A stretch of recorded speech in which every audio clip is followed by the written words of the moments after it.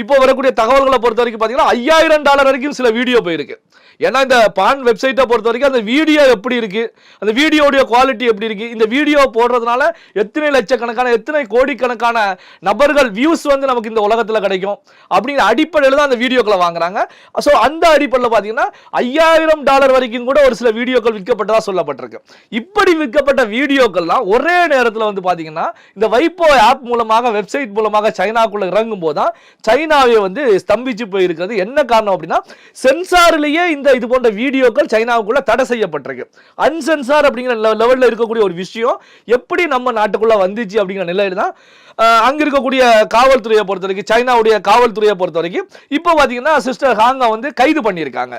அதே நேரத்தில் பாத்தீங்கன்னா இந்த சிஸ்டர் ஹாங் யார் அப்படின்னு பார்க்கும்போது இவங்க வந்து ஒரு பெண்ணே கிடையாது அப்படிங்கிற தகவலும் வெளியாயிருக்கு. அதாவது அங்கிள் ரெட் அப்படிங்கிறவங்க தான் இவங்க.